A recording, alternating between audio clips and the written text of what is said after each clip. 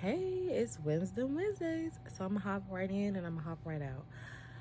All right, I want to talk about discipline and obedience. So, when I was learning about obedience, I never factored in discipline. I never factored in that you have to be able to discipline yourself to be able to operate properly in obedience.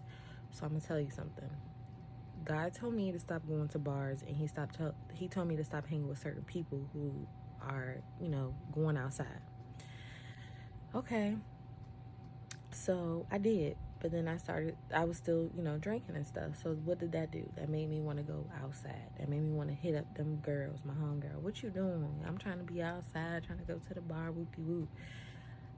And what I realized is that if God is telling you to stop doing something, you also have to discipline yourself to make sure that you are walking in obedience.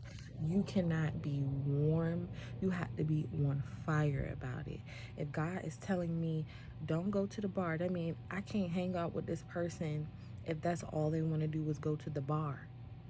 Okay? I got to get rid of the alcohol about my house. Let me get rid of the shot glasses while I'm at it. Let me get rid of the wine glasses while I'm at it. I had to discipline myself. I had to train myself. I had to reconfigure myself to be able to walk this thing out in obedience. And so anytime that God is asking you to be obedient about something, you have to be able to discipline yourself to be able to successfully see that thing through.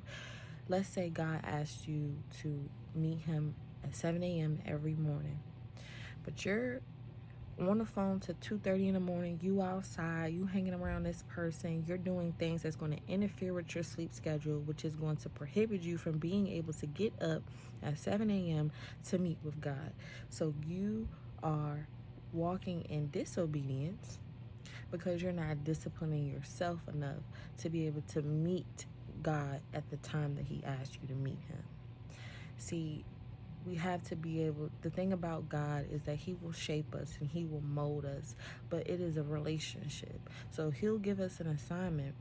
We have to make sure that we're actually participating and relationing with him to get the strength that we need to be able to meet with him where we need to meet him, to be able to do what we need to do for his kingdom.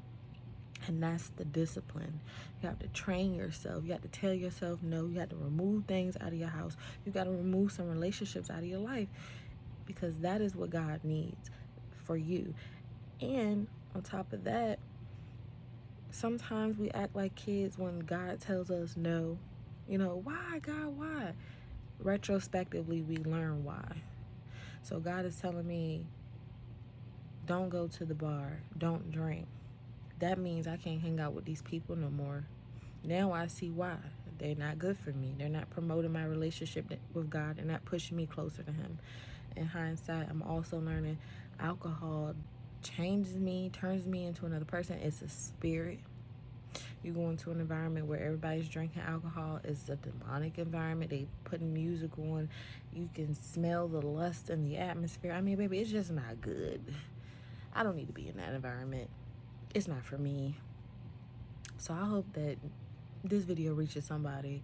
If you're going to walk that thing out in obedience, you need to be able to discipline yourself. Tell yourself no, so you can uphold your agreement with God, your covenant with God, because he's going to promote you. He's going to be like, well done. I see the discipline. I see the obedience. Well done. Obedience is more important than sacrifice. Remember that too.